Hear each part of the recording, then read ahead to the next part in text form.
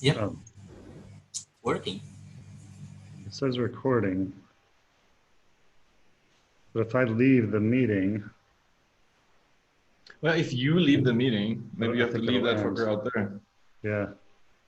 Can I record? Please request meet. How Yeah, do you... anybody can record, I think. Well, we have to request. Yeah, see what happens.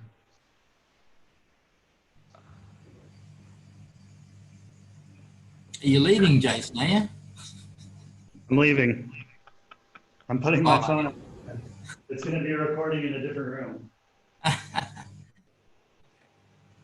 Yeah, how do you ask for permission to record? Do you know? click the more button down the bottom and record. I don't know how that works. Yeah, I clicked record and it says, please request record permission from the meeting host. Can I record? Yes, you have permission. Okay. Oh, recording. Oh, there you go. Well, that's because I pushed record, Ah, I think. So anyway, we're recording. okay, cool. Can So- you hear us well, Mark? Yep, very good. Cool. All right. What do you normally do on these things? So let's get started. So what we normally do is this is what we call a biohacking social. So we usually sit with a group of people face to face, and we'll go around and just kind of talk about anything and everything biohacking. So anything about optimizing health. We'll go from like, I guess like level 1 biohacking, I would say, to like from like diet and nutrition. And then we work our way up to some things. We talk a lot about like EMFs, but we don't really get into a whole lot of like cybernetics, Okay. gene editing, that sort of thing. Not that that's off topic. We can do it. So what we're going to do today, that's a bit different, is I'd like to go around and just do introductions like we usually do. So I'll introduce myself, and then I'll give Rosie and Mark, you guys, a chance. And then I have a lot of questions for Christian, and he has a lot to share. So he's our special guest today. So I'm looking forward to hearing from him. So this is usually what happens when we get a new guest at our biohacking social. The usual like regular members are like, oh, we have a new person, so let's ask them all these questions. So they usually get bombarded with questions. So I'll ask questions, and Mark and Rosie, you're welcome to comment and ask questions as well. So we'll open it up, and I'll go ahead and start. So my name's Jason Ryer. I started the Biohacking Social here in Chiang Mai. It's actually called the Biohackers Chiang Mai, but part of a bigger biohackers collective around the world. So for me, it was actually kind of just like plug and play starting this out. James, the guy who was running this, he actually used to be here in Chiang Mai. I got to know him, and he basically just said, here you go, here's the materials to start the meetup. We started, we were off and running. Well, not really. The first one was just me. Nobody showed up. And then we had 3 members, then we had 7, and then we had like 15. And we got to as many as like 20 members for some of the meetups. And then it kind of died down as we got closer to the holidays. And since then, it's just been, a handful of people, more or less. And yeah, like I said, talking about anything and everything biohacking. I had one interesting meetup where it was just me and one other guy. I was sitting at the cafe where we used to meet up on the Ping River. And I'm like, nobody's going to show. And then there's this skinny Dutch guy. He was I think he's about 50 or 60 years old, 50 years old, I think. And, I was like, who is this guy? And, first my mind is like judging, like, who is this guy? Like, it's some crazy guy. And it was cool because I started talking to him. It turned out he used to be a professional boxer, and now he does like therapy, and he uses boxing as kind of therapy for his clients to get them moving. But he also has broken, I think, 2 world records for jumping rope, skipping rope, which is insane. Like, so I was talking to like a Guinness World Record holder who happened to come to one of our meetups. So it's fascinating to talk to some of these people. And we've had some really interesting people with really interesting stories. So my story, I come to this from, I've had my own health issues that I've had to deal with. and I tried, vegetarian, veganism for a couple of years, and eventually discovered Bulletproof. It was actually in a men's group where the guy said, he's like, "Hey man, check out the Bulletproof Executive."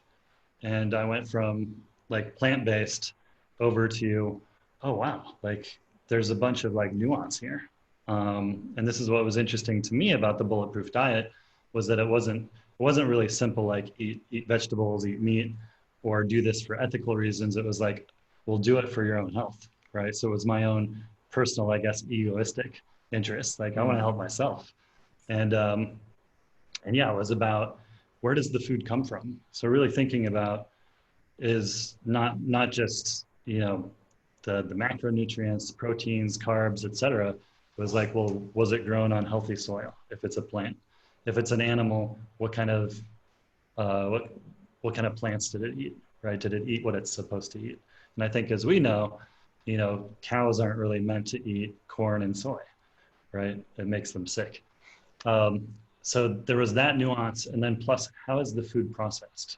So this was what was even more interesting to me. It was like, oh, well, if you cook the food, that changes it, right? And it changes the way we process and digest it. So some foods need to be processed to a certain extent. Some need to be cooked more than others, that sort of thing, right? Like your kale. Yeah, kale, yeah, it's kale. I'm like, why do people even eat kale? Like, to me, that's just like, well, I'd rather not waste my money on kale. I think there are other foods that I can choose. But yeah, for me, it was super fascinating. So I dove into this, like dove deep, so deep that I got certified as a Bulletproof coach. So I went through like 1 year of training, and just kept going. So now I coach clients on all things bulletproof and life and health. And then I started an online course. I offer an online course on fasting.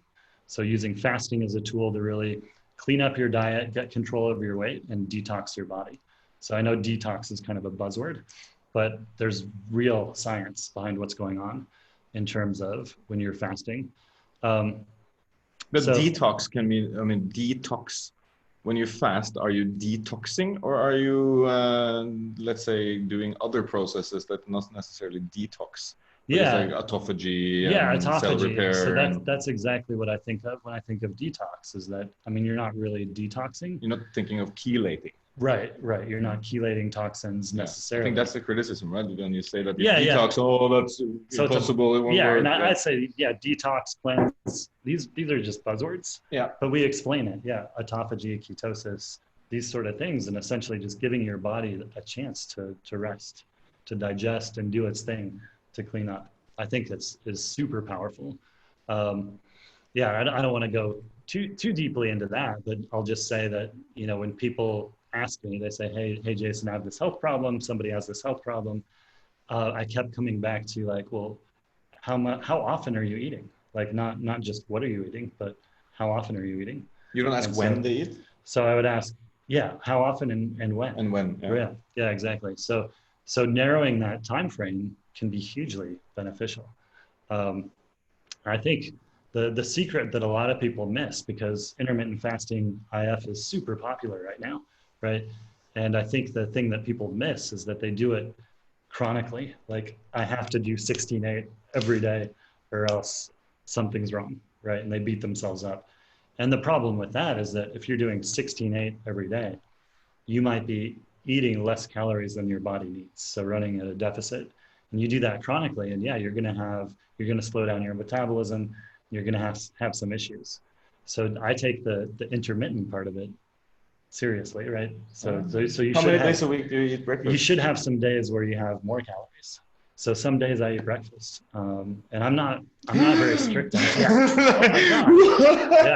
I had my bulletproof coffee at like 8 a.m. this morning, which was like super early for me. Usually I don't. Oh, that's super late. I don't have anything until like 10 a.m. But I was like, I just felt like having it. And I had like a late dinner last night, had some friends over. I even had a glass of wine, which I don't usually do. But all that to say that, I have some flexibility in what I do. So now, like I said, I lead the biohacking meetup here in Chiang Mai. Today we have some guests. I see Mark, Rosie, and Christian here. So thank you all for joining us. So what I want to do is go around the room and the virtual room and hear from you guys. And Rosie, since you were on first, and I'll say ladies first, if you can hear me and you haven't gotten too distracted, can you just share what got you into biohacking and what brings you to this group? Sure, I'd love to. I'm sorry, I am having a problem with getting back on the Zoom, so oh, there's the camera, okay. We never experience such problems in our days. There she is. Hey. Yeah, I don't know if you can Good to see see you, me, Rosie. Oh, I hear it. Hey, so anyway, biohacking, well, the health, the food part has just been, part of my life for, oh gosh, probably more than 2 decades. Eating organic food, free range, all of what you mentioned, Jason. And then got into working with aminos, and of course now. So Rosie, you mentioned aminos. Like, I think the longer expression for that is targeted amino acid therapy, right? You got it. To that extent, right? Where you're using, yeah. If you want to explain it, you can. And what's that? You do it. Huh? Go ahead and tell us more about that for a minute. Well, I really started getting into it because I had concerns about memory stuff. Like, I'm 74 and my father died of Alzheimer's and suffered for many, many years before crossing over. And when I became aware of that there were these possibilities of working with the targeted aminos, I got some help to do that and did some reading, and I find that that's been helpful, although I still, in terms of short-term memory, have not found a sequence of doing it that has really engaged with that in the way that feels optimal for me. The other thing that has been really helpful to me, it feels like a biohack, is, of course, I've been itinerant for 3 years, and putting yourself in different places with different people and different ideas and exploring different things is an amazing way to constantly generate new pathways in your body and more interesting living. And I find that I'm also very much interested in having the best water, the best air, kind of the really basics. And when I was living in Hawaii, where I was for 10 years, I had the best water in the house where I lived that probably anyone on earth has, unless they are by and drinking directly from a spring. But had the best water and had it filtered and structured and was catchment water. And of course, the Big Island of Hawaii has very good air. I am loving the fact that I made the decision to be on Kopanang at this time, because over and above the skipping out on the terrible air you guys are suffering with, because bodies suffer with my body really suffered I came here on the 19th of February, and I was suffering all of February and part of January already. And I just kind of listed for a friend what it's like here in lockdown. You know, we're in lockdown, and I'm hearing that like it's really serious in Chiang Mai. Like businesses, restaurants are closing. They're taking the furniture out. And here, it's really different. Like there's restaurants that are saying, you know, if you're low on funds, you're struggling to eat, let us know, we'll make you a free meal. And there's at least 25, 30 restaurants that are doing takeout and delivery, all the places. And I was living, I'm not now, but I was living in a place with absolutely no kitchen. So all my eating was done out, and I'm very strong on organic. And so I've just kind of become vegetarian here. It just sort of emerged that way, but it's interesting. I'm sorry, did you say something? Yeah, I just said that's interesting. So yeah, just to reflect, I mean, yeah, water is hugely important. Air is really important. And like the bigger context, I mean, in case other people watch the recording for this or whatever, yeah, we're here in Thailand, and we're in northern Thailand, in Chiang Mai, where the smoke is bad. We're in burning season. And Rosie, you're in the south, in the islands. So you're free of that clean air, but you're dealing with other issues around, I mean, coronavirus, with businesses shutting down, and that's led you to become more vegetarian. That's interesting. Well, it just kind of happened. Like I didn't have the access. I ate a lot of fish in Chiang Mai, and I just haven't, you know, kind of the squid is the big thing they fish for off the island, and I tried it once and it was like, yeah. But it just like we don't have like rimping. You know, the grocery stores just they're not good here. But you have Healthalicious and Paleo Robbie and these guys. They deliver to your door overnight. Boom! You can get everything. Say that again. No, I use a company called Healthalicious. I would say Healtholicious. So like delicious, but Healtholicious. And they have I think it's healtholicious.com, I guess. Yeah. And they have like the best customer service. It's so good. I modeled my own company's customer service on them, and they deliver overnight, and you can get like yak bone-based collagen powder delivered on your door within 30 hours. Yeah, I can. Yeah, I can vouch for that chaga powder with the reishi. Customer service is amazing. It's amazing. For me, like I was a big fan. Healtholicious. Yeah. And what was the other thing you mentioned? Paleo Robbie. That's an online delivery service from Bangkok, and I'm thinking right now, if you're in Penang, I'm guessing they deliver. And then they have another one called Passion Delivery. You know, I think it's you know, getting things delivered right now is more challenging. No, even yesterday I got mine. No, we got.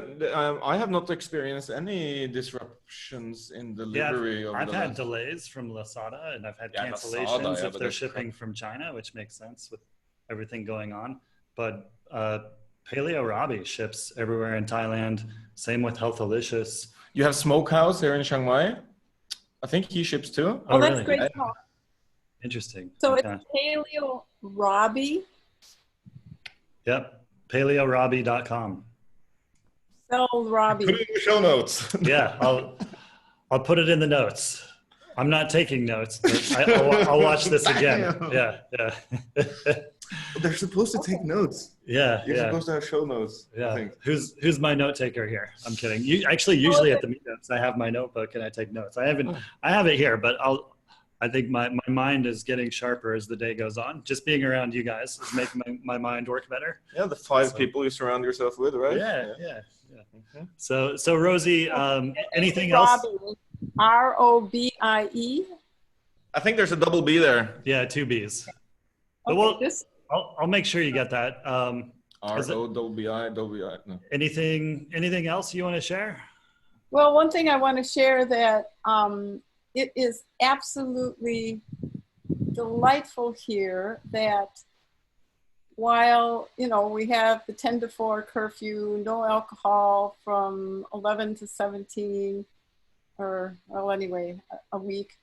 And that a lot of the beaches are closing down at 6 o'clock, and, you know, the restaurants are closed, that regardless of all of this, and even there are police by the main 7-Eleven when I go in the evening, I always get to the beach. I generally am eating at a sit-in restaurant on the beach that has signs on the table that it's only for residents who live on the beach, but I'm always served there. And I get to walk barefoot in the sand and swim in the ocean, and find a place to park my bike that gives me the access that they can't close down because it's the access that the people who live on the beach use. So I am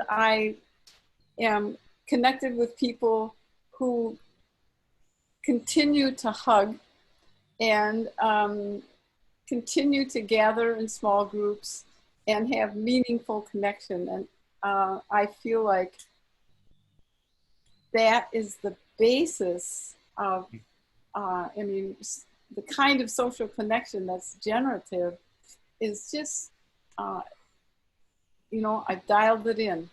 Good air, good folks, good food. And now with the online stuff you're telling me about, I'm upping the game. Thank you. Yeah, that's hugely important, the connection. So thank you for bringing that up, especially in these times of social isolation. Oh my God. So good for you. I'm guessing Rosie is even considering to cancel the half moon party coming up soon. What are your thoughts on that? All those parties I think she's going to go. She's leading the way. It's like we are having the connection. It's just happening, you know. Cool. Thank you for sharing. Mark, do you want to jump in there? And I guess the question that I want to ask is what got you into, I guess, this group, but kind of like biohacking and health and wellness.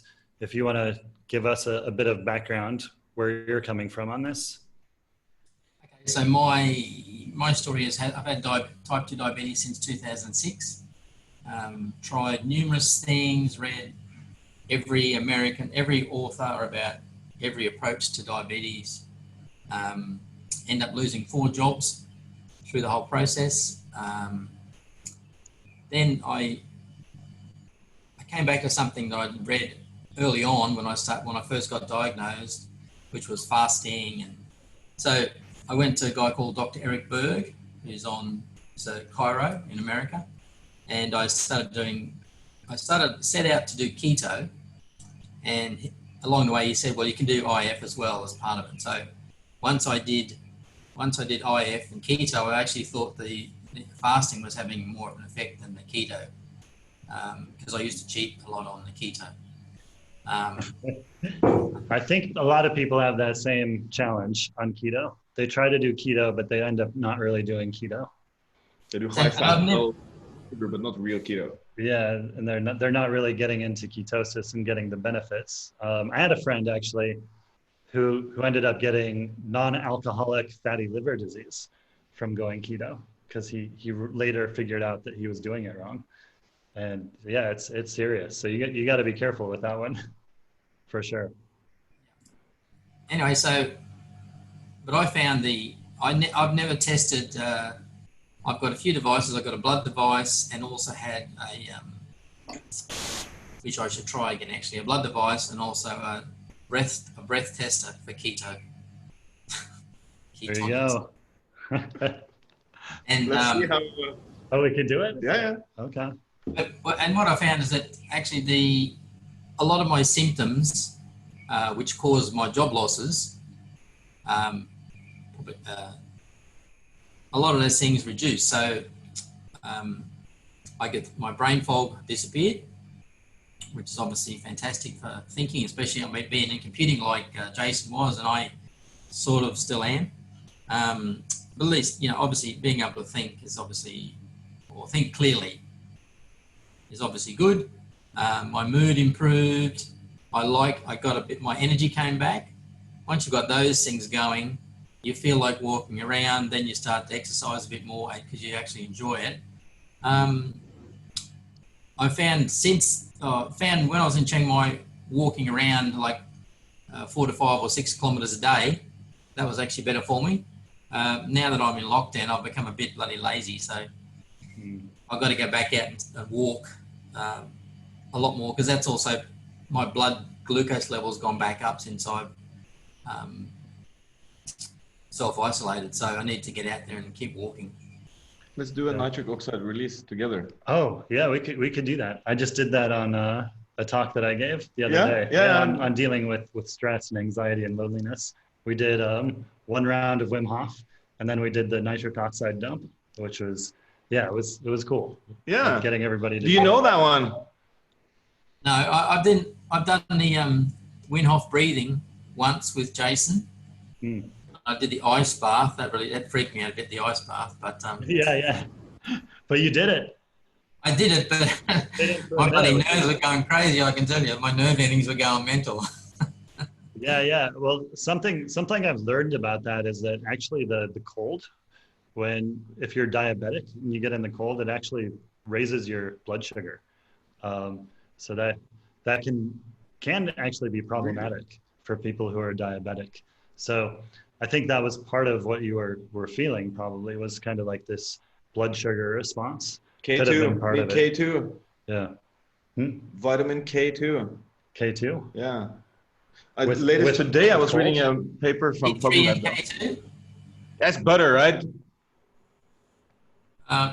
Vitamin K2.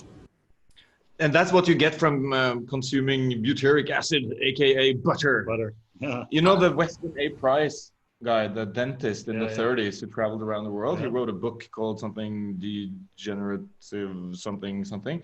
And in that book, he discovers, what do you call it? Compound X or something X, and that's later discovered is vitamin K2. So he traveled around the world and he saw indigenous populations, especially like outside of Scotland and in Russia, many places where you can take what he called a stock of people, and you can divide them by, some of them have been interacting with missionaries, some of them have been untouched by the Western world. This was like, from the late 19th century. So he came and he checked and he saw that all the people that interacted with us, basically with the British, they had fucked up teeth and jaw linings and everything. But the other guys, they had no problem at all. And he went all around the world and he found that there's one substance X, he called it. And that suppresses insulin. And that's, so that's why that's why Asprey is so crazy on the butyric acid. Right. And butter is not only the fatty acid, but it's the vitamin K2. Interesting.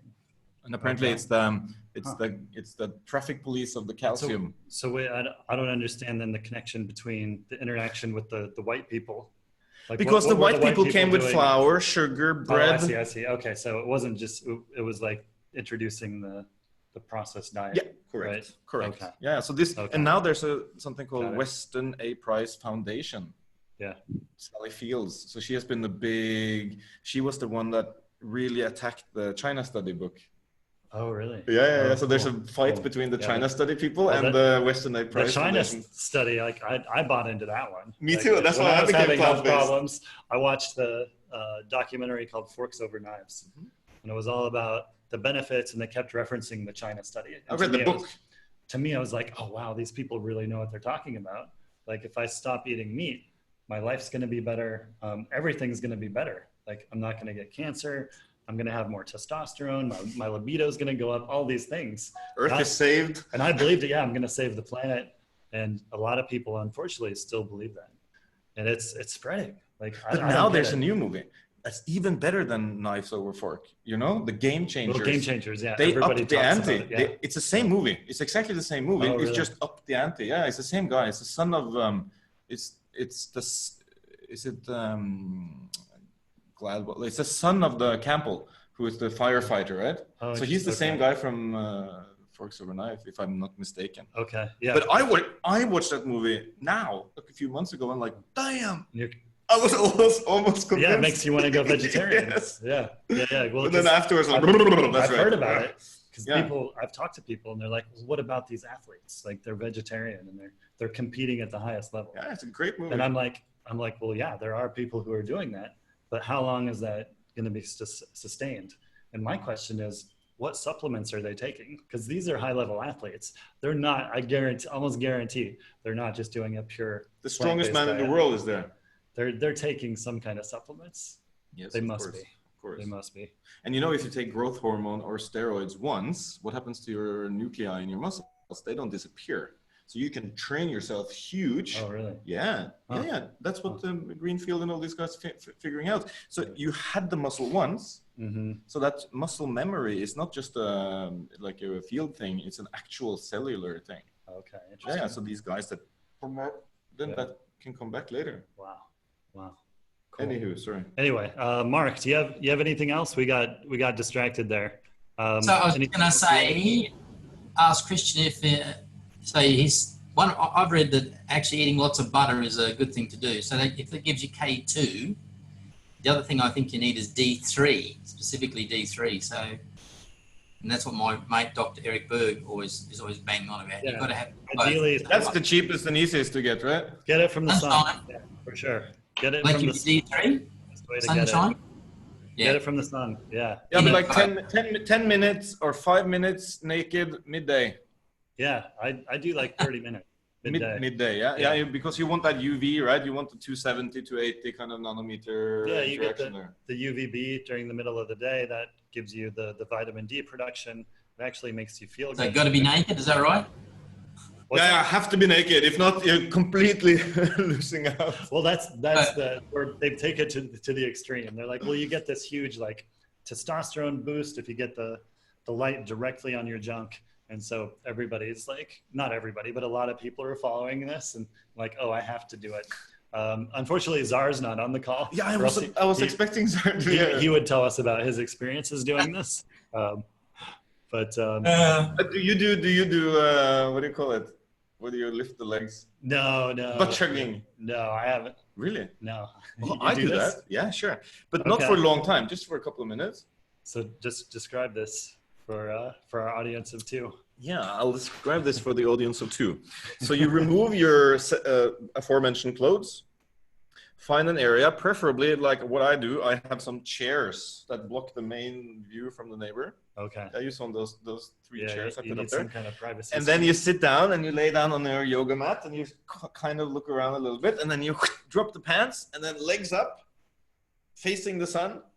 But you can't do this for very long because the tissue down there is sensitive. yeah, very sensitive. But if you do it just a little bit, I think that's the most hipster way of enjoying sun these days. Wow, interesting. The hipster way. That's, Yeah, and you get sun where it's not supposed to shine. yeah. So you're increasing your testosterone, right? So we already said you get vitamin D3. You're boosting serotonin, Yes. which makes you feel good, and you're boosting melatonin as well, which is going to help you sleep at night. So there are 4 reasons right there to get some sunshine. So, and we're fortunate enough here to be in a tropical environment where we get that beneficial sun. How do you do it Day in the in and morning? day I out. sit, so in the morning I get up the same time every day because I believe in circadian rhythm and I believe in not screwing it up in the weekend. So What time? What time do you get up? like a little bit after 6. Okay. That's when the sun sort of starts to, not sun, but the light is coming. Right. And then at my house around right now, it's about 6:50, 6:55. The sun is Fully shining. Yeah. So then I sit outside or I lay on a yoga mat for about 1 hour in the sun. Oh, wow. Wow. So that's where I do most of my reading. Wow. And then I turn around a little That's bit cool. and I do it because I force my family to do it. Mm. If I don't do it, they don't want to do it. They do it with you? Yeah, now they do it with me. Oh, cool. That's cool. That's a cool practice.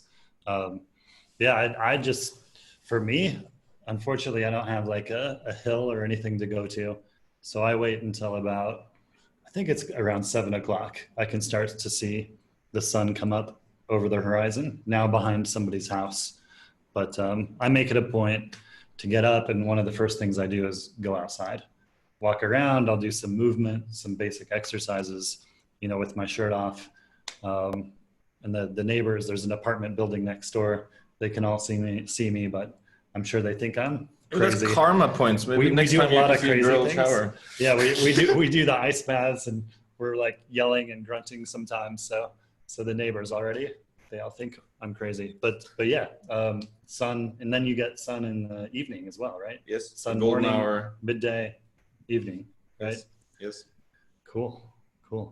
Can you click on the chat right there? Yeah, I'm sure. gonna see what's going on there. I think Mark shared some things. Yeah, D3 and K2. So we need vitamin D and lots of butter. Will this give D3? Yeah, and if actually vitamin E will help with the production of D3. Vitamin A, vitamin E. So vitamin A from like liver meat. I think is vitamin A in oysters as well, shellfish. But I'm not so sure about that portion here though, but yeah, I'm not so sure about that. But yeah, you get the right vitamins, you get the sun, you're gonna get a ton of energy from it. So I'm curious, going on to but you. we sort of. Oh, Mark was still going, right? Mark. Sorry. Oh, no, You have anything that's else? basically it. I mean, that's basically it. I just so I came here originally to try to do work on some project where we could measure blood glucose by some device under your skin or something like CGM. Continuous blood glucose monitor. Yeah. Okay. Like didn't Google make one contact lens that can do that? Really? Apple. I heard something about that. Apple. Oh, Apple, tried. sorry. Okay. They tried to, but nothing's. There's been many things. There's been a UK company did.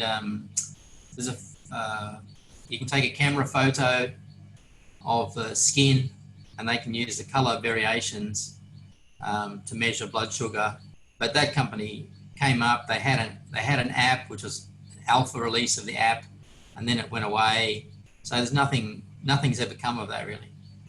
Maybe it never will. I don't know. When you say you came here to work on that, in what capacity? As a researcher, as an investor, as a... I sort of retired. I'm semi-retired, but I just thought I wanted a few projects.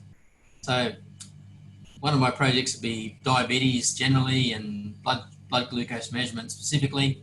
The other one's just more generally autism, which is a pretty big topic. But really, you should stop by our office. We work on this. We work. My company called Recharge, and we work with Dr. Leslie Parkinson in the UK. Yeah. And she's one of the leading clinical neuropsychologists in the UK. She's a member of 2 Royal Societies, and she works in the autism field. She works with neurofeedback, and she works also with red light therapy that we make. So she's an advisor in our company. Because she was also reading studies, and she found that using red light therapy, I call it red light therapy because that's what our marketing department tells me to call it. Photobiomodulation, right, is maybe the more proper word in this context. And so she wanted to use photobiomodulation on the stomach, photobiomodulation on the brain, and then do neurofeedback, and especially on autism patients. And we're basically in the middle of it now. We have the hardware, we have prototypes, we have all the frequencies, we have Leslie is on board. She's also one of our shareholders. And yeah, so we are working literally on that issue now. Specifically for autism. Yeah, not only autism, but also like what Rosie mentioned, you have neurodegenerative disease such as Alzheimer's. And what they believe is that both of those diseases can benefit from better activity in the gut, so lower inflammation. Autism is, okay, I'm not a doctor, so whatever I say, you should of course take with like 6 ounces of salt. But but it's an issue of inflammation. Yes. Everything. Yeah, and what I call red light therapy or photobiomodulation or low level laser therapy is one of the main factors. Actually, the only thing we can say according to FDA without doing clinical trials is that it reduces inflammation. So I cannot say that my product reduces inflammation, but I can say red light therapy and photobiomodulation has been proven to reduce inflammation. Yeah. So yes, we are working on specifically the autism case. Cool. And we're using red lights and near infrared lights on the brain, on the tummy, together with neurofeedback. Yeah. And Mark has a cool story, if you want to share, about your children who were autistic, and from what I understand, our CTO has you ADHD. turned them around with diet primarily. Yeah, I mean, so I must have ADD. I've got ADD, absolutely, because I can't bloody concentrate to save myself at the moment, and it varies drastically by diet. So now that my diet's not so good, it's actually I'm struggling at the moment. But so I had two boys. I had two boys with ASD when I was in the UK, and one was diagnosed at 2, and he had classic autism, where he speaking quite happily until 2, and then speaking drops off, and communication drops off in sort of like almost in over the space of about a month. It just disappears. And so we had that. We went to speech therapy and various other therapies. We started lots of different therapies. Then we had the second boy, and he didn't talk at all. So we went to another speech therapist when we went back to Australia, and she said he's not going to speak ever. So that really got us fired up. So we spent 4 years doing every intervention possible. And as far as I can tell, one's in 4th year university. He's 21. The other one's a normal teenager who just likes to play games.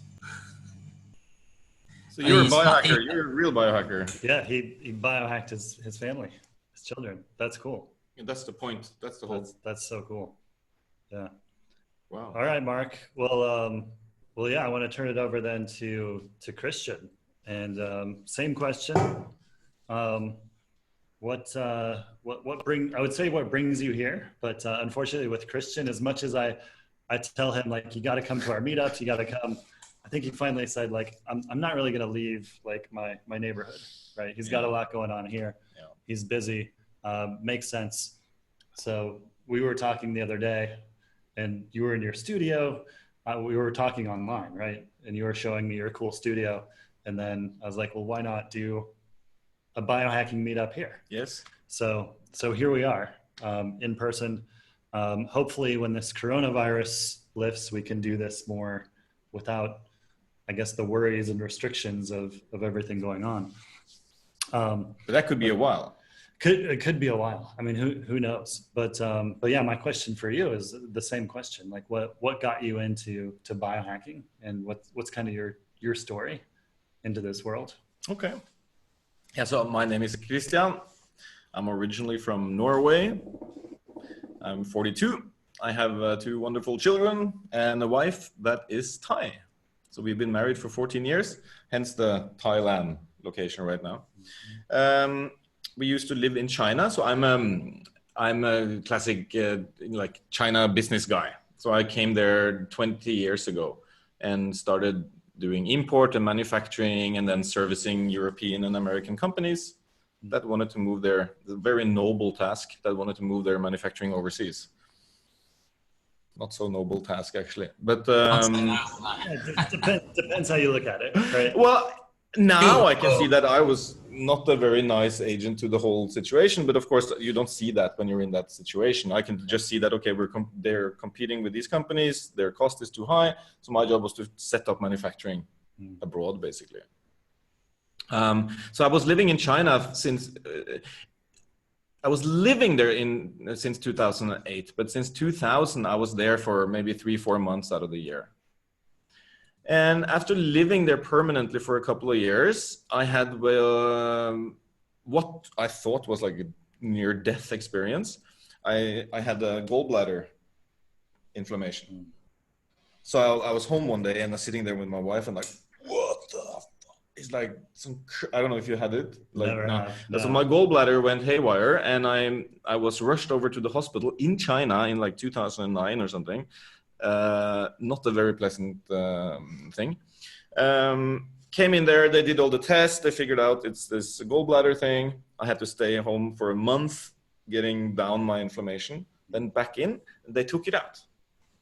So before they took my gallbladder, I was also checking online in Norway, and my doctors were like, yeah, gallbladder is no problem. You don't need that stuff.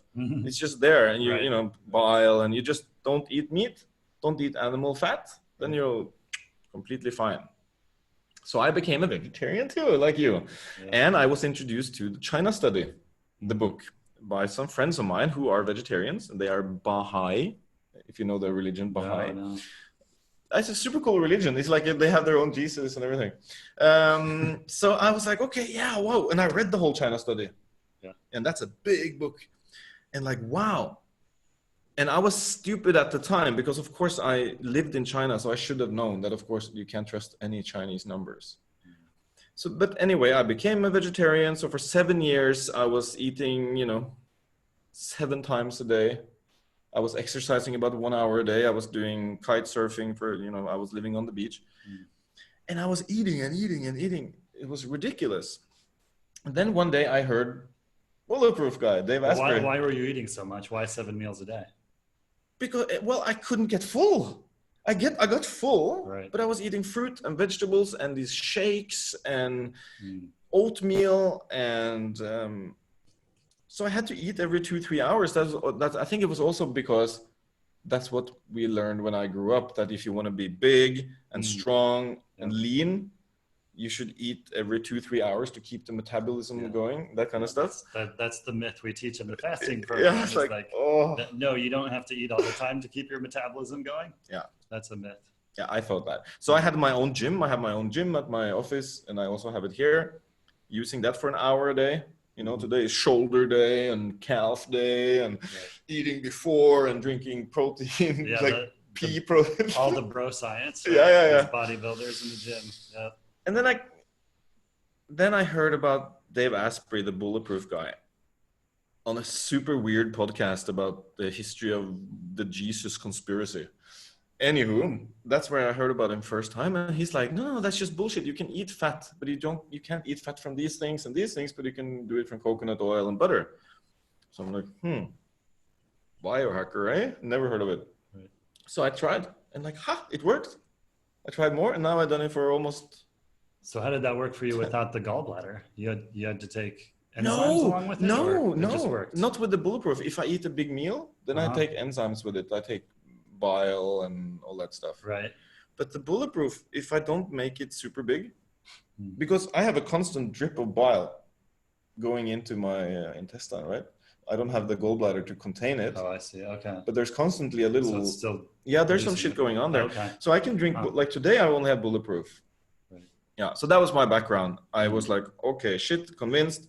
Then I also want to be a biohacker because I didn't have the same issues as you with brain fog, properly. But I always wanted to be. I'm an entrepreneur, and I'm the classic. Okay, I want to run marathons, and I want to work 19 hours a day, and all that kind of stuff, right? So I went into it from the performance perspective, I would say, which I now realize is not something you can actually keep going, 7 days a week. On that. So then I started going into more of the spiritual stuff and the meditation and that kind of stuff. Yeah. So that was my background. Cool. Very cool. And then we made a red light therapy product company. Yeah. So that's based on the biohacking, basically. Yeah. So that's really interesting. So yeah, what I guess what's the story behind that then? Kind of like the genesis of where we are now, we're in recharge, right? Recharge. And what would you call recharge? It's In a terms brand. of a company? We're a company, we're a brand. We do everything from research all the way through to web sales. So we have our own products. We have our own, as you know, about 20 guys here, electronics developers, mechanical engineers. We have PhDs in biofeedback, medical doctors, scientists, and electrical engineers. So we design products and we work with basically personalized, intelligent energy. Okay. So it's not woo-woo. So it's energy either in the form of photons or what Light. we should call them. Yeah, let's call them light. Yep. We have electricity. We have electromagnetic frequencies, EMF, like you guys are probably very scared of, but the EMF or PEMF is also used in medicine. Yep. Using EMFs for good. Yeah. Yes. And we're working with, scalar technology, not scalar, but scanar. Scanar. I don't even know what that is. What is that? That is, it's a Russian technology originally, but it's diagnosing using small jolts of electricity and measuring the feedback that you get back from the tissue. So you can measure impedance and capacitance in tissue to see where you are more or less inflamed. Okay. And on top of that, you can have carrier waves with frequencies, and you can sort of go in and interact with molecules in their sphere, in their frequency vibrational sphere. So is this what they're offering? Because I went to a place in Chiang Mai called Absolute Health, and they had this whole kind of like, I don't even know what they called it. Maybe it was similar to that, but doing some kind of test. No, they were doing a quantum machine. I don't even know what it was, but it was quite expensive. And I'm like, well, I'm like, that it sounded interesting, but I'm like, well, what are they going to, if they say there's something going on in my system, like what's the intervention, or like, is there something you can really do about it? I don't know. So hey, I'm listen, wondering, please remind me. Have you had this done, and what did you learn? Okay, so yes, I have had that done. Okay. This is the realm of what they call quantum, what do they call it? Quantum machines or...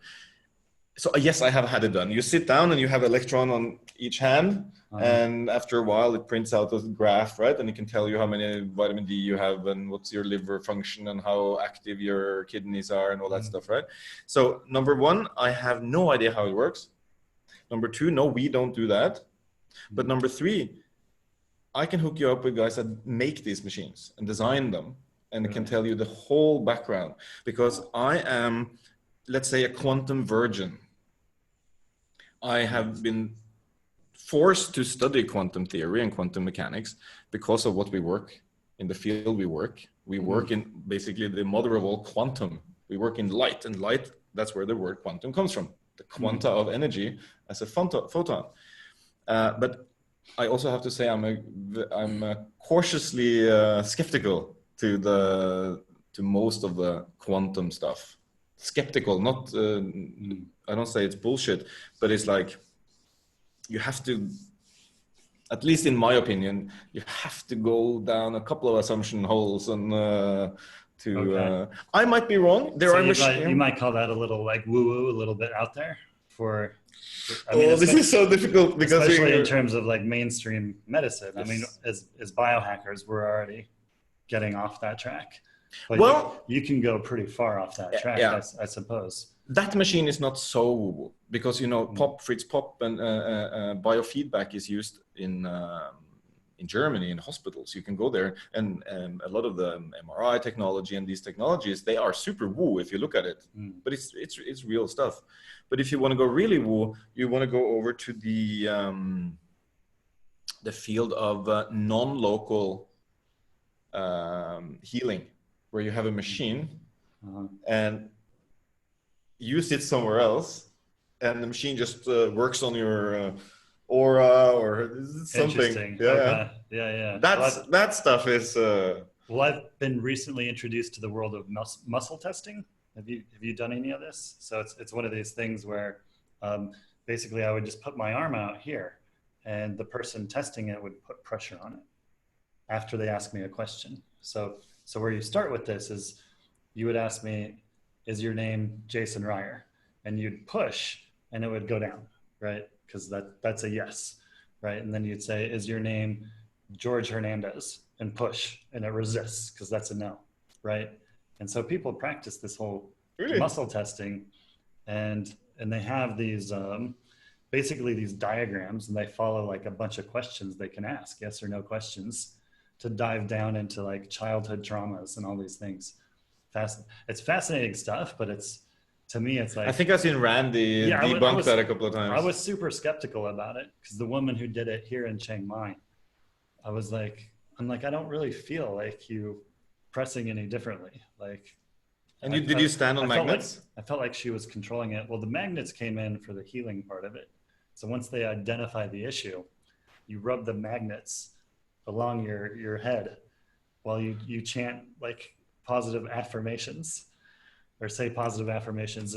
I mean, you know what? You shouldn't. Have you studied the water molecule and how the Japanese are, having good intentions or bad intentions, and they get different results when they freeze water, for instance? I haven't seen that one, no. But or out in yeah. Kimoto, sure. Yeah, sure. And not only him. Old stuff. Yeah. Very old stuff. Very old stuff. He's already passed on. Yeah, and Ben Veniste, you're also familiar with the French. I don't know him.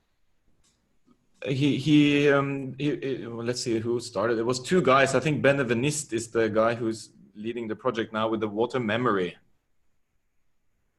Oh yeah, I mean, I want to say something about Jason and the kinesiology. Like the muscle testing, right? The muscle testing, you're introducing it incorrectly, so I just want to correct you. Oh, yeah, thank you. Please do. So, I mean, I use muscle testing all the time, but I do it in a different way. Like, I ask my body things, and like if I'm sitting, well, it was just interesting. I was looking at a menu for some raw food that I'm wanting to order, and they had pictures, and I'm going down with pictures. And it's funny, my body, the ones that wanted, it was just like really, I want this one. Yes. But with the arm thing, so when you're getting a positive response, your arm is strong. And if you're getting a negative response, you can't hold that strength and the arm goes down. So other way around. I had it backwards, right? Well, yeah, I just want to clarify that because it could be really confusing if you decided you wanted to check out more with it. But it's like that's a common thing that's been going on in various cultures for, I don't know. Is it the same as this one? If I know some Reiki friends, they use some kind of wiggling with the hand to figure out if they're subconscious. Either subconscious or some kind of field connection says yes or no. Is that the same? I'm not sure. I'm not familiar with that. I just know that the muscle testing or the asking of the body, if you are, centered in your body, like a lot of times people can be somewhere out there and not really in their body. That it gives you, it lets your body express itself about what is about the body. So I don't know if that is the same thing or not. But I use the... It sounds similar, but maybe a different practice, but you're still using your body to get some kind of signal. Yeah, like a gut. Either it's a gut thing, like a gut feeling, like a subconscious feeling, or our CTO here, he claims to connect with past spirits. Really? Yes, and in particular, one electrical genius that used to live, and yeah. So I'm scared of being too critical for weird stuff. Yeah. Over the last 2 years, I've seen so much crazy. Yeah, I mean, I used to my thinking around this has changed dramatically over the past few years. where I used to be like skeptical about everything, like especially religion. I'm just like, oh, that's all BS. But I've come around to like, well, there's so much that we don't understand, that we don't know, that who am I to say like what's right and what's wrong? So when you come back to like the muscle testing, I'm like, I think for people who use it and think it works, I think it works for them. And that's part of it, is the psychology behind it. Like if you think something works, then who am I to say that it's right or wrong? It's as real as it is unreal, as they say in the Tibetan kind of thinking. Yeah. But anyway, to get back to recharge and what you guys are doing here. So it sounds like my initial thinking when I heard about recharge, I was like, oh, it's just red light therapy, no big deal. Everybody's doing that these days. And then I came in here and Christian gave me a tour and started explaining. I'm like, whoa, like yeah, it's quite different. Have a lot of like bright people working here, and you're doing a lot of different things, which is really cool. I can show. I can do a little show and tell and see what we are cooking. Sure. So Christian, I think he's going to get one of the devices, but I don't know how much he can share in terms of what they have in the works in terms of like research and development. So we'll see.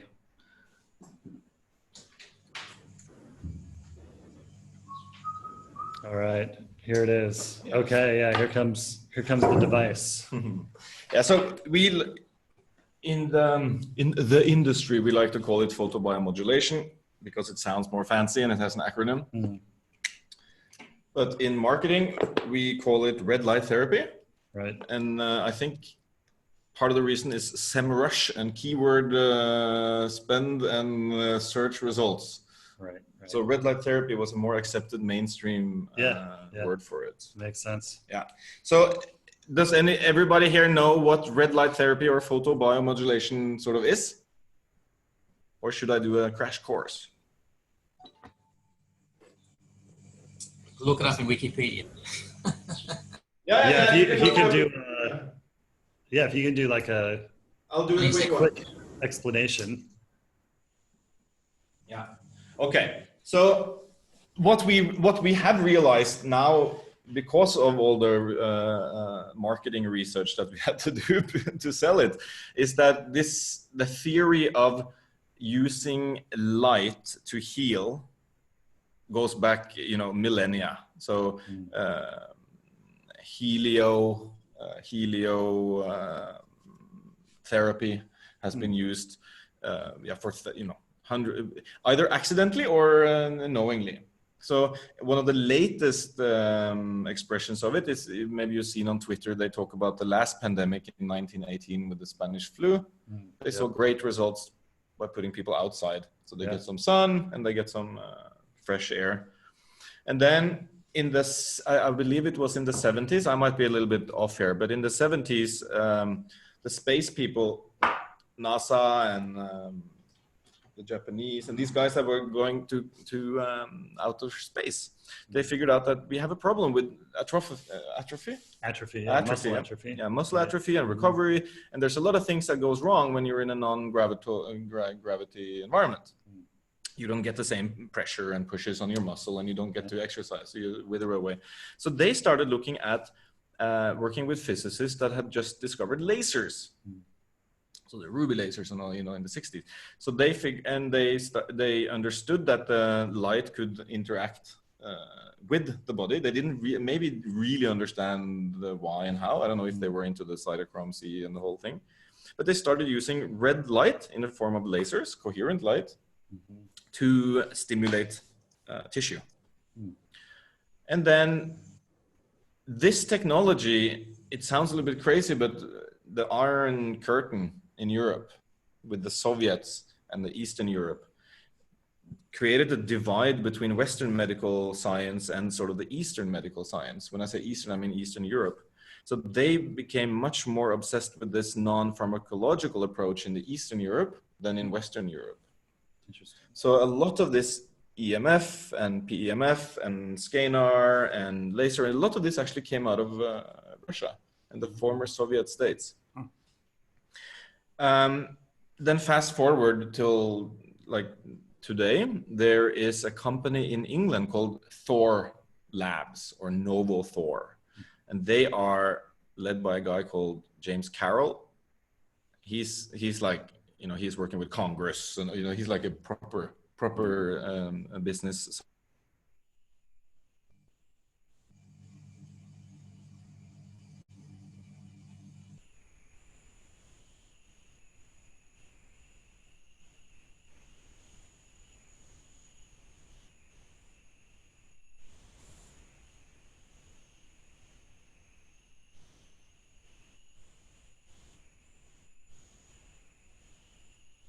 Hello. Hello, hello. We're having some technical issues here. Yeah, not seeing you anymore. Hang on just a minute. Can you guys hear me? I can hear you. Yep. I'm keeping myself muted and the video off because the Wi-Fi is a little iffy. Okay. Yeah, we just have some technical issues here. Did we lost the battery power? Is that Well, what I thought happened? we were on. I thought we were on this power. Oh, yeah, this was hanging outside of the wall. it's back on now. Yeah. All right, we're getting our studio set up here again.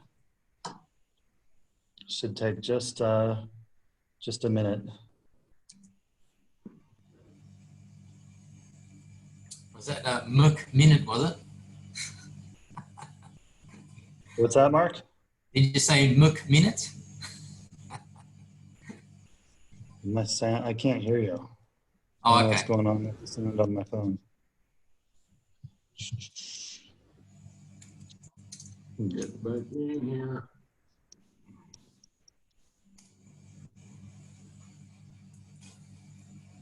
A Mick minute. Is that what you're saying?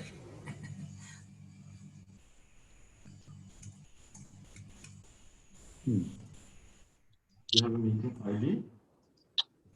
I don't know. Set I on the don't know top. what it is. Let's see. It should say somewhere. 2, 1, 2, 6, whatever. Yeah, there it is. 314-330-216.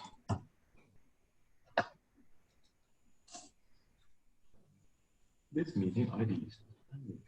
What?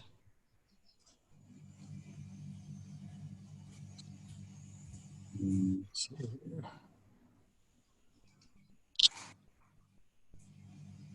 Oh, sorry, that's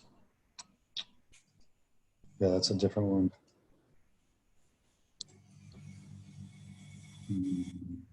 Biohackers, here it is. Okay, I got it. Yeah. 831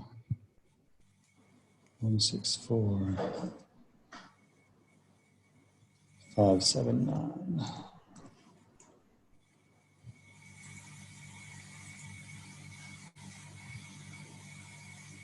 Okay, we're coming back online. Yeah. Sorry about that. The power plug went out on the wall.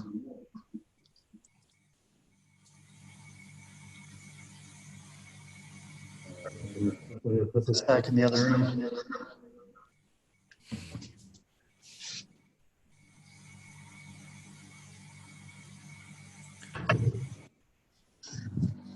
Like your golden Egyptian there.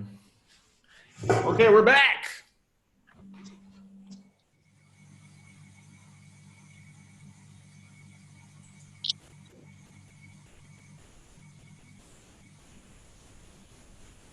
Can you hear us fine now, Rosie and Mark? Yep. Oh. Okay, so Christian, you were telling us a fascinating story about I can the hear you. history of red light therapy. Yes. And then fast forward to my Dave Asprey awakening.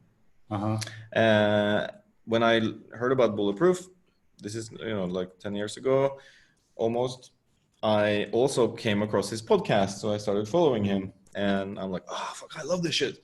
So I got the first little up the nose.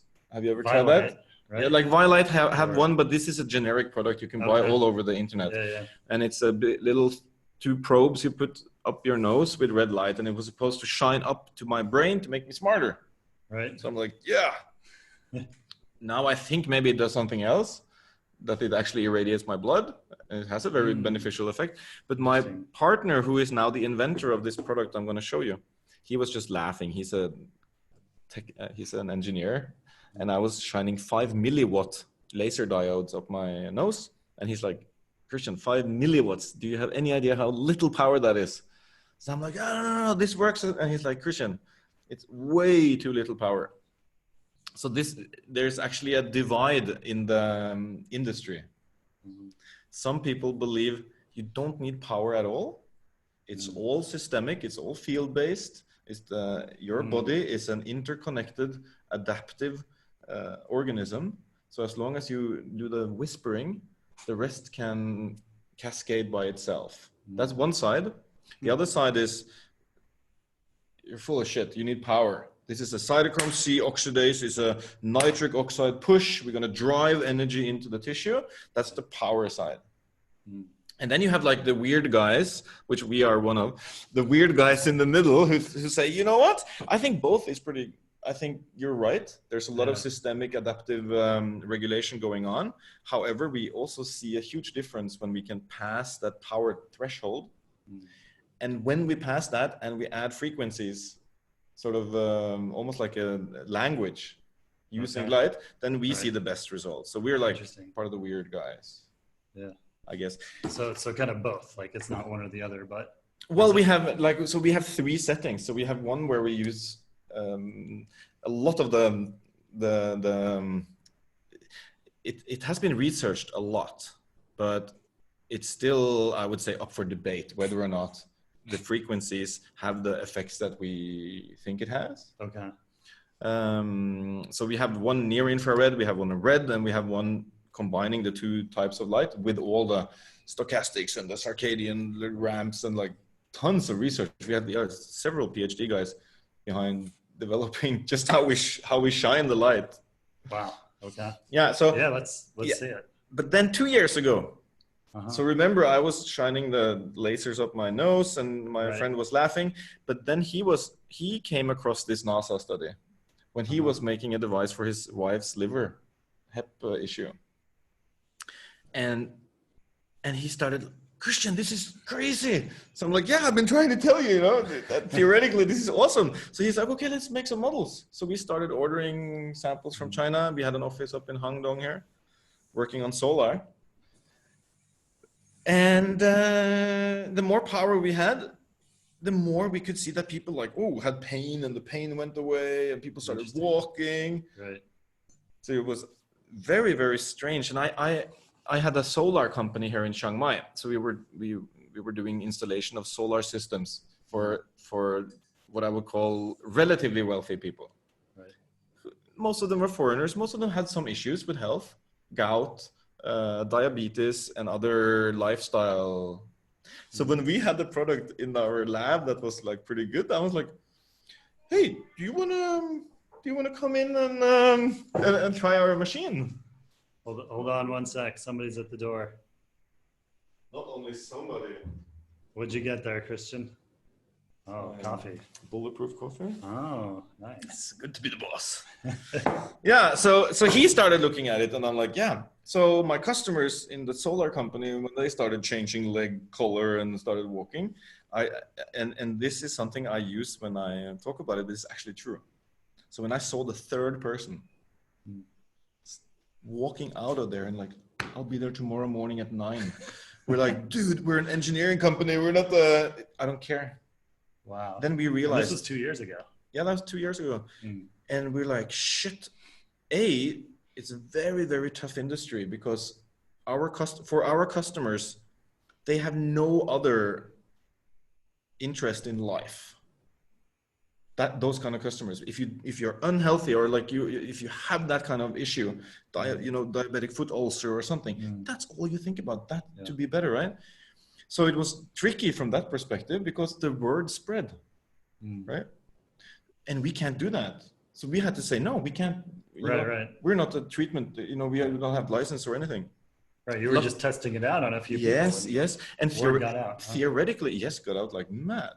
Wow. And so I sat down with Ari and I said, Ari, go home, talk to your wives, tell her goodbye. We're starting a company. So what did these early devices look like? I'm curious. They look a little bit like the microphone here. Okay. Because we took was it just old one lamp. light? Yeah, it was a round circuit or like spotlight housing with huge aluminium heat sinks that we refitted with special fans and more heat sink.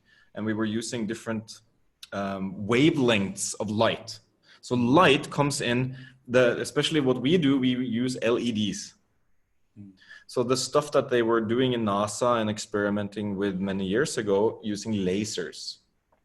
So you can imagine there's a price difference. Let's say a laser costs $800, then the LED costs $6. So it's like, it's a huge difference. So we were predicated on the fact that these LEDs just started coming out powerful enough to drive photobiomodulation, to pass the threshold, the optical window of power.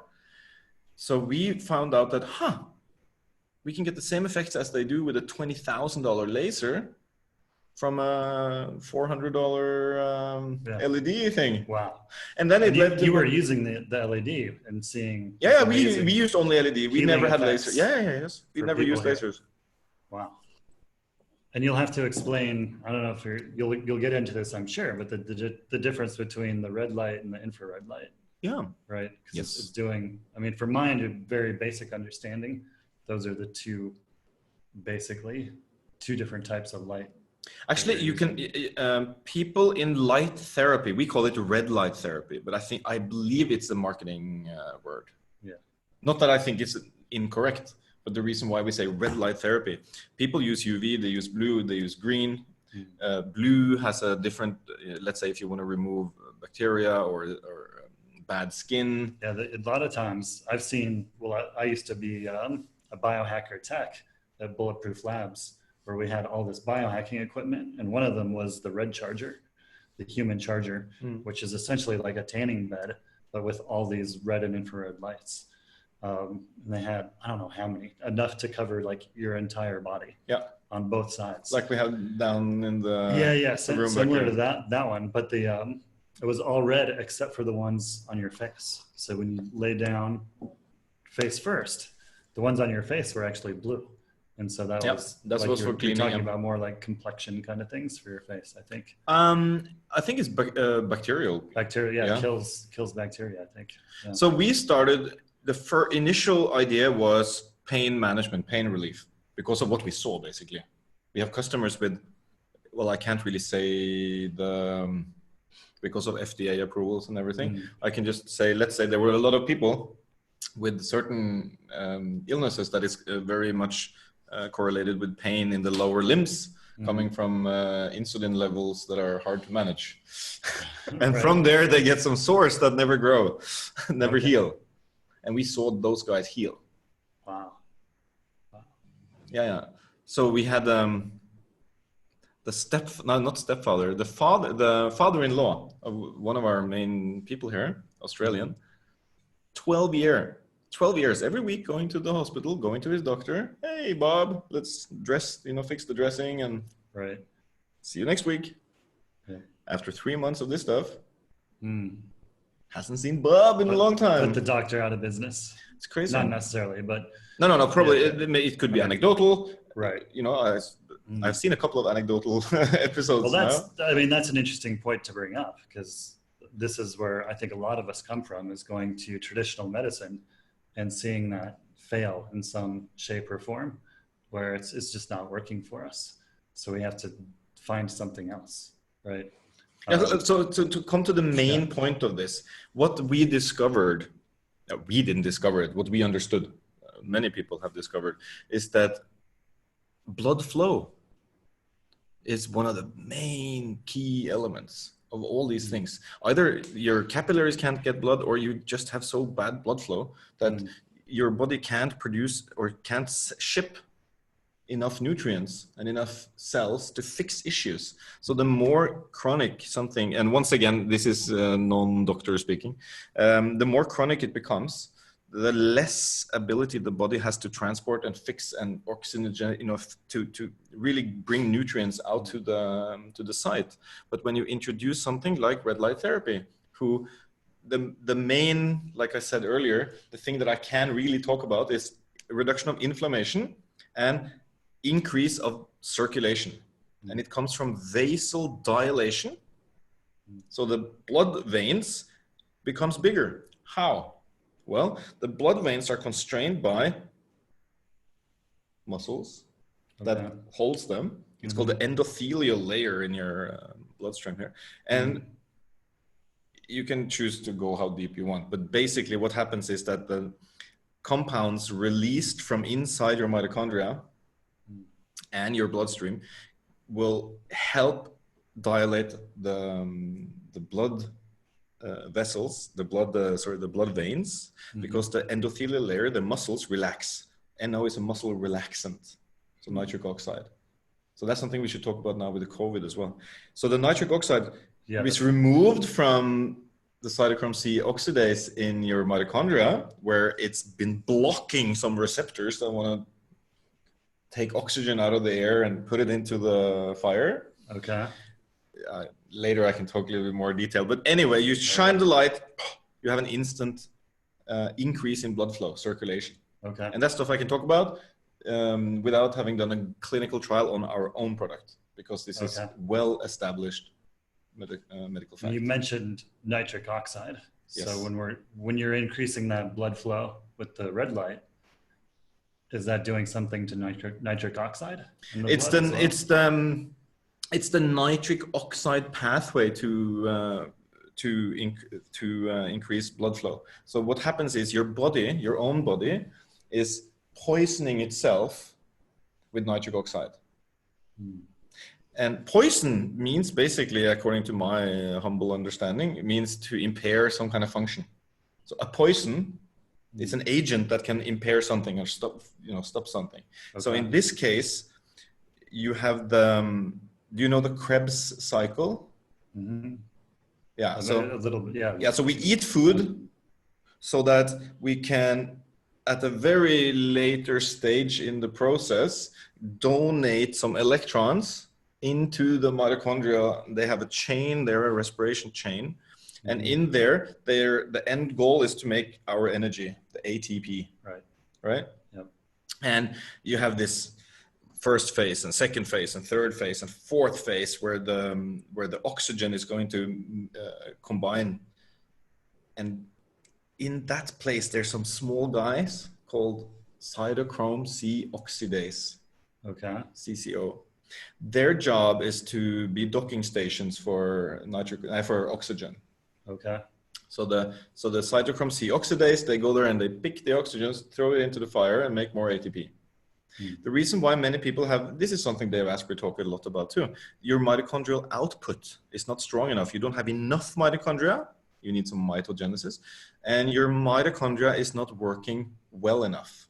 The spinning motor of the mitochondria is not functioning optimally.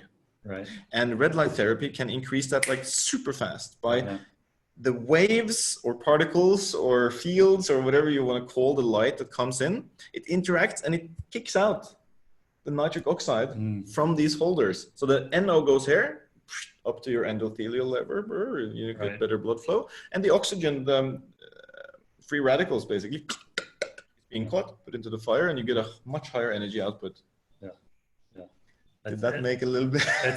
I mean, that's interesting, like diving deeply into the science and how it works. And so I guess what comes to mind for me is, well, red light therapy is an effective way of doing that. And so basically for me, it seems like there are other ways to address that as well. Yes. Like, especially with nitric oxide, you can exercise. Yes. Right. You can do breath work. Yes. And get some of these similar benefits, right? So you can do hyperbaric chamber. Hyperbaric chamber. Yeah. Okay. Yeah. So there are a lot of different ways to to kind of increase blood flow. And it's interesting what you said about nitric oxide. I guess what did you say? Like going bad or stale or? No, it acts as a poison in your own body because it inhibits the process, the fourth phase of the phosphorylation in the Krebs cycle. So it makes that process less efficient. That's why I call it a poison. And no, it's of course not a poison for your body. It's a very important molecule. Right. But especially the older you get and the more sedative lifestyle, sedative lifestyle, then you're getting into that poisoning, self-poisoning. Right. So that's why the Juve and all these guys, when they show you performance increase and you stand in front of it and all of that is literally. Right. That's why we call our company Recharge. Right. Yeah, makes sense. Yeah, because I feel like we're recharging. We're also doing tons of other stuff. We're increasing the cell membrane voltage potential. Okay, anyway, there's a lot of stuff. There's a lot of stuff going on. Here is the thing. This is the sort of the clinical version. This is the Flex Beam. This is our first recharge product. Yeah. So this thing here is made downstairs in our medical device factory. Here in Chiang Mai, Thailand. Chiang Mai, Thailand. Hang Dong, Chiang Mai, Thailand. And it's designed all the electronics, all the mechanical, everything is designed in-house here in Thailand. You can see and it's very easy to use. My mom was the test subject. She's more than 80 years old. So you press on. Now I can see we should charge it more. You choose 1, 2, or 3. Yeah. I'm going to go ahead and choose 2, the hippie mode. Hippie mode. And then play. So we should see a bit of a light show. Yeah. So what you see here, which is, let's see how we can film it. I think that's... No, but I want to show something. What you see here, you can see it then. I can show it to Jason. So if you were to guess how many LEDs we have here, how many powerful LEDs do you see? I see 3 lights. Yeah. And now I'm a bit blinded after looking at them. Yeah, but what you see is the center light, right? You see the center. That's a red light. Mm-hmm. Now this is flickering and doing all sorts of crazy stuff, but you can't see it. It's above the photo disassociation. Is that what it's called? The range. Just what we perceive, right? Yeah, the flicker rate is higher than what you can perceive. And all LEDs flicker. Yeah, no, not necessarily. Not if you drive them full on. You don't have to really? Yeah. Okay. You can control the flickering. Okay. But you don't want the 40 hertz, the lower. Okay. What you don't see here is that there's one here, one here, one here, one here, one here, one here. The 2 LEDs here that you don't see. Mm-hmm. Twice as powerful, each of them, than the one in the center. Really? Yeah. So what you see here is 3 lights, but it's actually 3 in each. Near infrared, red, near infrared. You can't see the near infrared.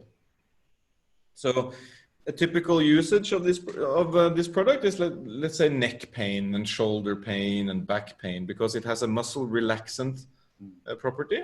It has an anti-inflammatory property, and it increases blood flow. So I've used this on my shoulder, on my elbows. Yeah. And put it straight to the body. You put it directly on the skin. Yeah. Right. So on my elbow, I could do something like that. Yeah. Wrap it around. Yeah. That's the unique thing about FlexBeam is it's a versatility with power. So you can hear the fans. Yeah. And the reason why we have to use the fans is because we create a hell of a lot of heat that is not coming out here. This is not very hot. No. This near infrared and this red is not very hot light. All the heat is going out here. So that was one of the biggest things to tackle when you design a red light therapy product portable. Yeah, it's not hot. No heat. Cool, man. And so where are you guys at with this? You're selling it, right? Yes, we have it like a secret web shop invitation only thing now while we practice. So we're gonna launch around 10, 15 days from now, actually, our official website. Okay. So you can find us at theflexbeam.com. And so we have started putting out some videos, but the real launch will be end of this month. And you're still doing the crowdfunding? Well, we're doing a crowdfunding a little bit later.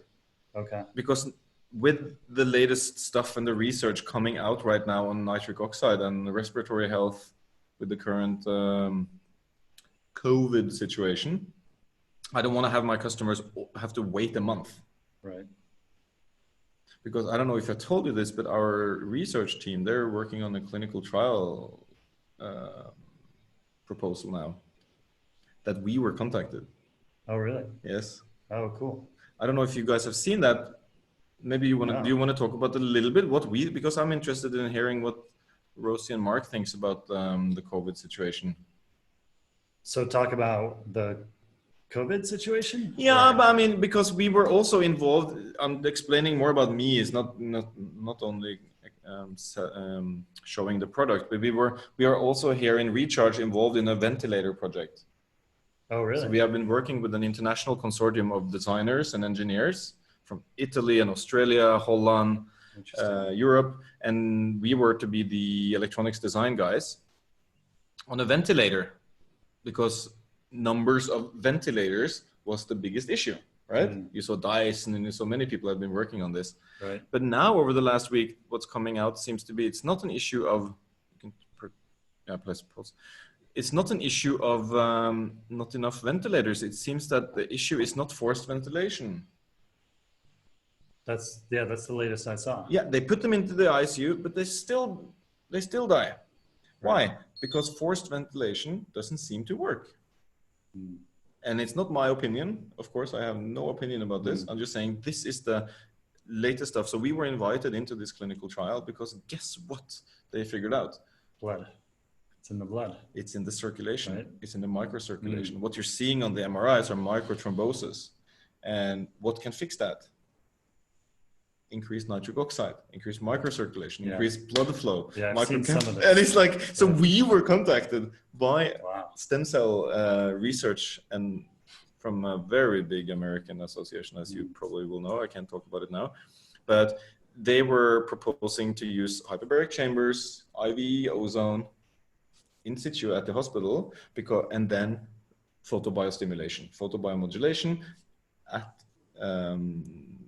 at the hospital, but also at home afterwards. Okay, these must be some very progressive hospitals, I would imagine, if they're using IVs and ozone. Plus Sure, this is the anti-aging top degenerative medicine. This is these are the doctors that how to say the rich people go to. Concierge medicine, that sort of thing. Yeah, you can go to Bangkok now. If you just pay $100,000, you can get your own stem cells done. And they fly you in here, and you get a Breitling watch after you walk out. This stuff happens down here. And the reason why we were so excited about that is because it's not that many red light products that is powerful enough and that you can bring home. Look in the marketplace. So what's happening if, they put people on the ventilators and then they're still not getting better. Yeah. And they're thinking because it's not about forcing oxygen into the lungs. It's about having tissue ready to accept oxygen, to be oxygenated. Once again, I might say this wrong, but that's the whole clue here. It's not about forcing oxygen in there. It's about the oxygen intake of the tissue. Right. So that's why hyperbaric, because you're like pushing oxygen into the tissue. Nitric oxide is released by simulation. And this is, let's say, a $500 product. You give that to each patient instead of a 20,000 ventilator that you have to be using, or the big panels. Right. So you're actually going to do studies on this for COVID. Somebody is potentially. Yes. Wow. Yes. Wow. We were invited, and the paper cool. is being, I think, concluded today or tomorrow, because this is very, very rush. Wow. And we are, and we're talking in America now with a fantastic, exciting organization. Because of all these findings, we are being contacted by not only the progressive guys, but now we're being contacted by people working with veterans in your country through a very large veterans hospitals. I don't want to name names, but I guess you're. And so I'm looking into a thing where we can make this guy in America by veterans for veterans. Wow. So to use the situation, this is a wellness product, helps your immune system, helps your way of staying fit, kind of thing. It's like a little thing you can have at home and your whole family can use it. Right. And so I think it's much more likely that people will buy this kind of stuff than a new Walkman or a new, Walkman, I guess. Walkman. I'm old. You know, your earbuds, I guess, your Bluetooth earbuds. Yeah, something like that. I think people will look a little bit more into. Yeah, I mean, that's fascinating because I see this, I guess, in terms of like the whole coronavirus situation. I would think of this as more like, yeah, it helps boost my resilience, my immune system. But what I'm hearing is there's the potential to use this actually as an intervention once you get COVID, which to me is fascinating. For me too. Like what I said, it's a clinical trial, so we cannot say that it's a intervention or anything like that.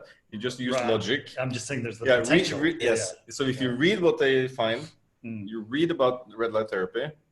You don't have to be a genius to say that seems like something we should try. So a potential parallel that comes to mind is Wim Hof, and this guy has been thought of as like a freak of nature because they've injected him with, I think it was an E. coli endotoxin.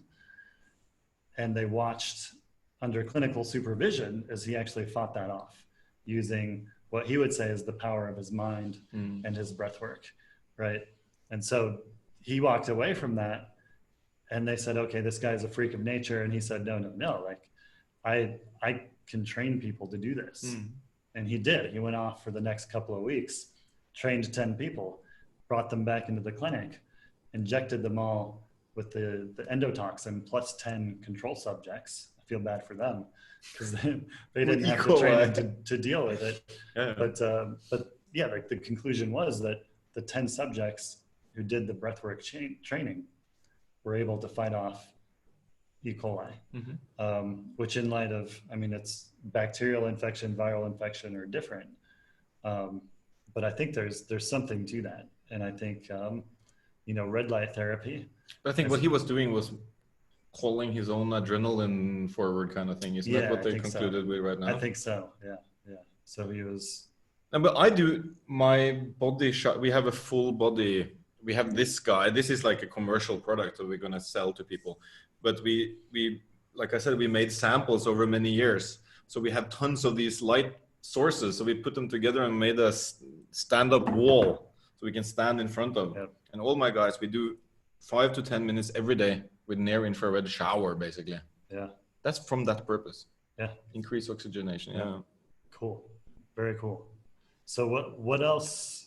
I mean, what else is exciting that you're working on that you can share about? Well, the other thing is very exciting. So FlexBeam is now around the world as samples, and we have influencers and affiliates, and that's like a soon go. But we are in the final phases of product development of the Brain Beam, which is basically using near infrared light. So we think V-light in a form factor that doesn't make you look like a terminal ill patient. Using the same ideas, I've been following Liu, the guy behind V-light, when he did his studies in Canada before, and he was publishing a lot of what he could see in changes in the brain based on using near infrared. Right. So I had that in mind for a long time, and then suddenly he came out with his own product after his first trials because it was so dramatic results. So yeah, so the guy who's behind V-light is the guy who is the researcher that was researching it. So he's like, shit, and he got funding immediately.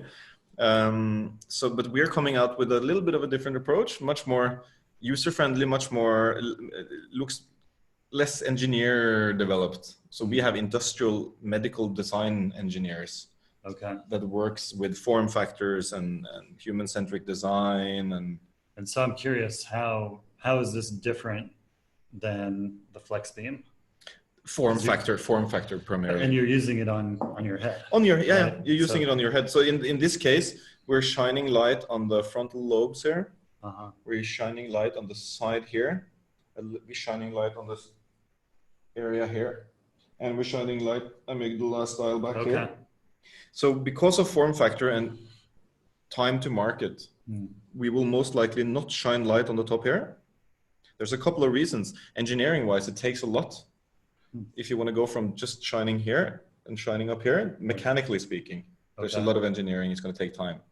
Number two, we were talking with researchers, and the effect of adding up here, yes, it's better, but compared to not having any device for your head in terms of Alzheimer's or these kind of diseases, to have something going here, great improvement.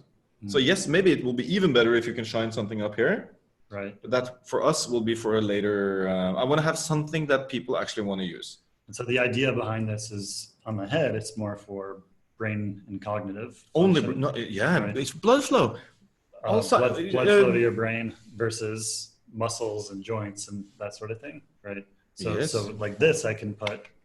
You can theoretically put this to your head too. This is very powerful though. But why not just put it on here? You can, but the hair, your hair, I don't know if you have much hair, but I don't have much hair. Okay, so for you, this is fine. Maybe this would work for me. Yeah, sure.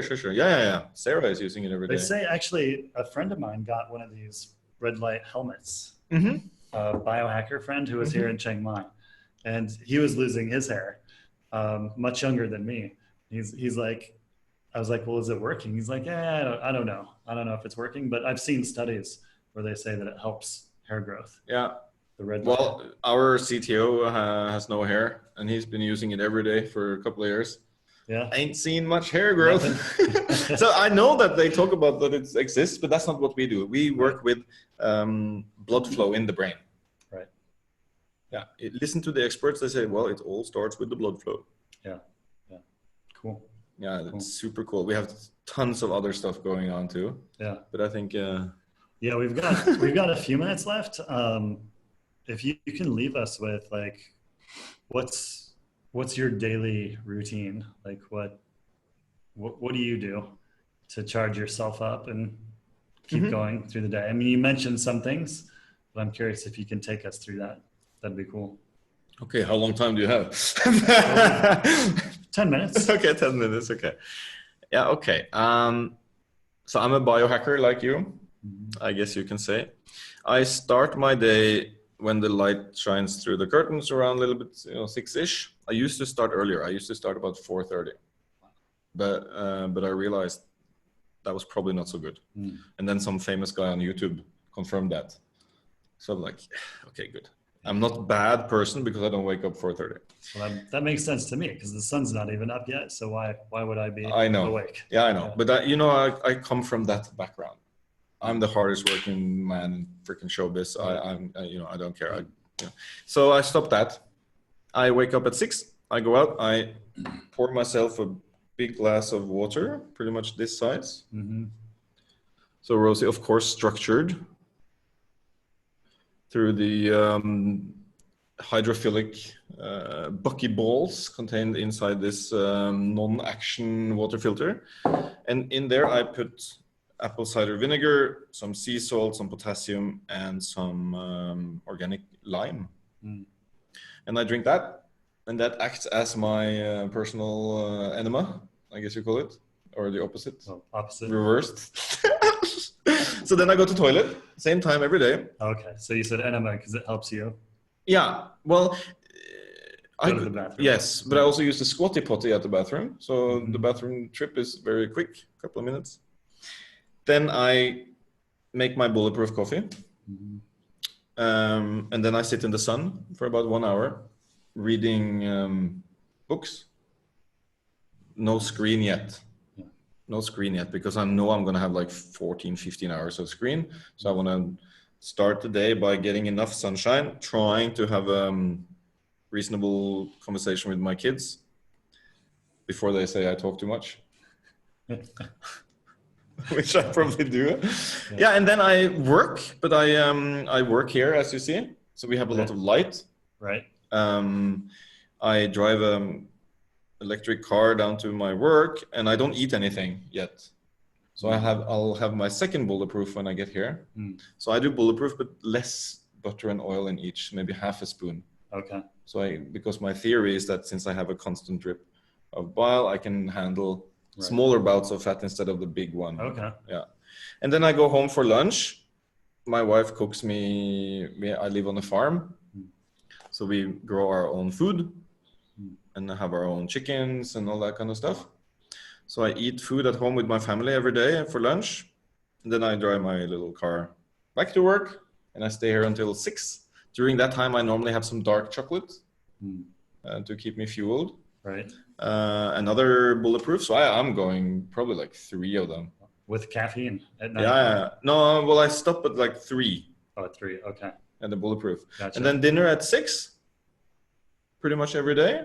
Mm-hmm. So I guess same as you, low carb, high fat. I also don't eat the local produce when it comes to meat. So I don't have any of the joint pains or anything that I used to have. So we have our own ducks that we kill and eat, and paleo rubby and passion delivery, Sloan bacon, Chiang Mai smokehouse, that kind of stuff. Right. So I eat meat. Okay. But I don't eat the meat CP stuff. Right. Right. And then I do every day. This one, I won't show it too long. Just a little teaser. This is my neuroplastic change or brain exercise. So I exercise my brain every day, and I'm using the sensory pathway. In particular, I'm using a light and sound device to train my brain. It's called brain engagement. Then I have a skateboard ramp inside my office, a big one, because I also like to push myself, and I believe in, I at least used to believe in, I think I still believe in flow state. But I went really into it, the Kotler stuff and the 4% over your max ability. And all. Yeah. So that's, part of the big ramp with big view was that I worked so much. So I wanted to keep my flow state. And then you have to go and do something very difficult, preferably a little bit dangerous, in a very beautiful, big nature. Right. That's like the fourth phase, right? When you can go back and do difficult stuff. Right. I don't know if I really believe that anymore, but that's the... So I had skateboarding, and I found out that skateboarding is the optimal way of training the brain. It's like, the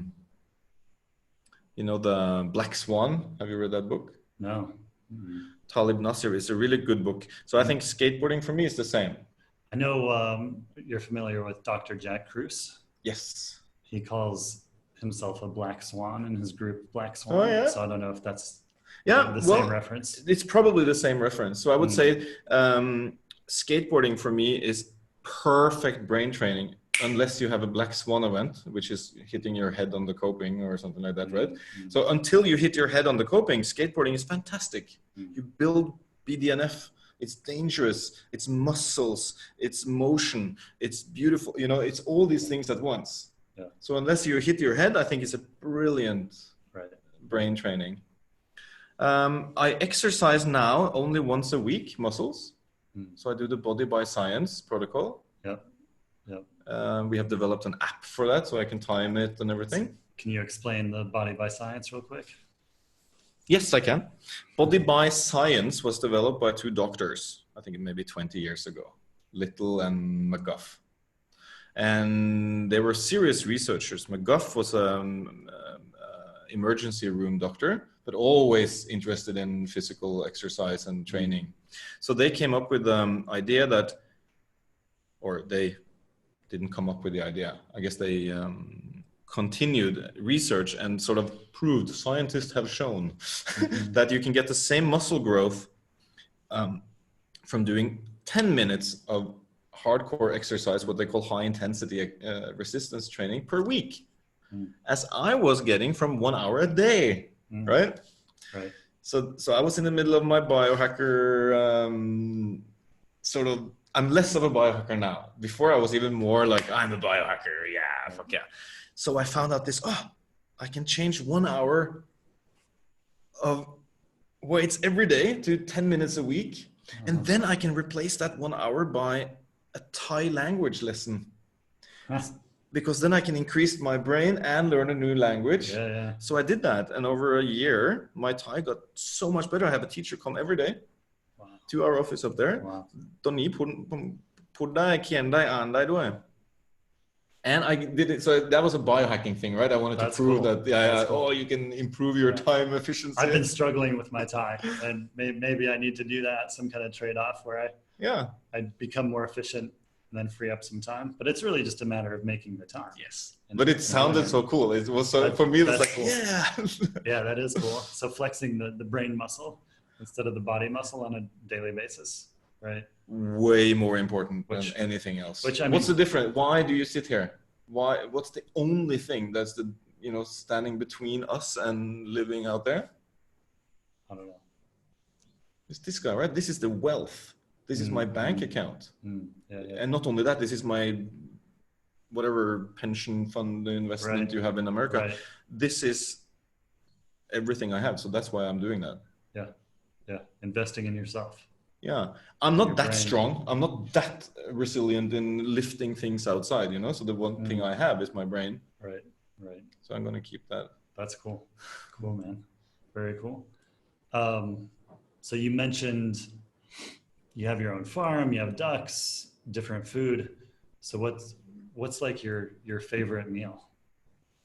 If you were to choose one.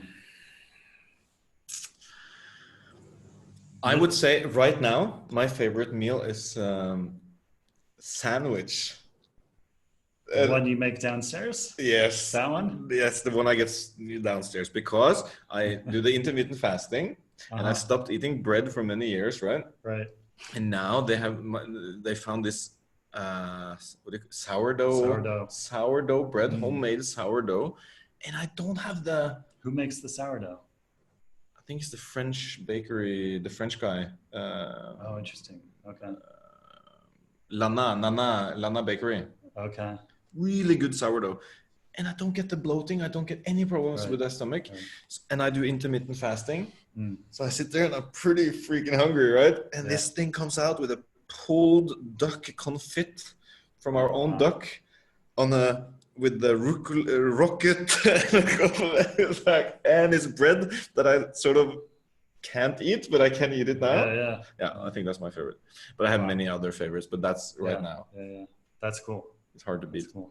Sounds delicious. Well, I haven't eaten today, so now I'm like super hungry. Yeah, I'm hopefully getting that lunch soon. But yeah, let's see. I think we got a chat message here. There was a comment that CPAP machines would be as good as ventilators.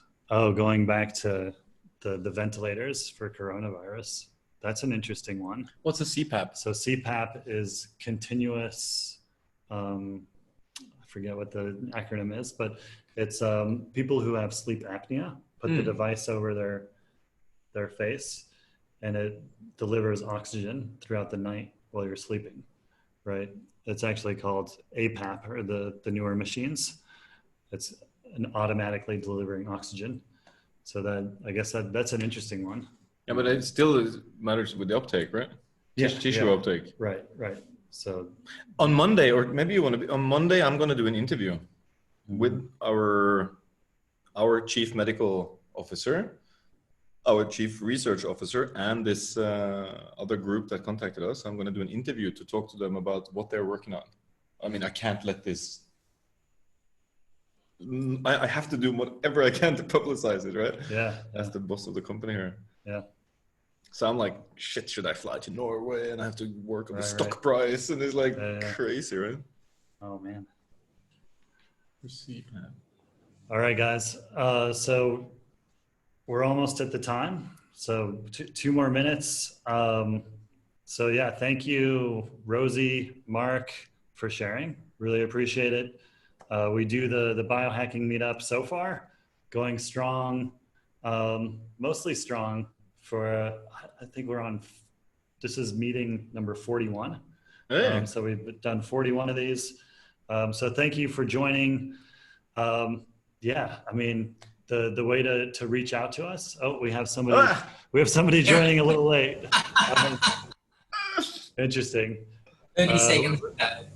Whoever Eric is.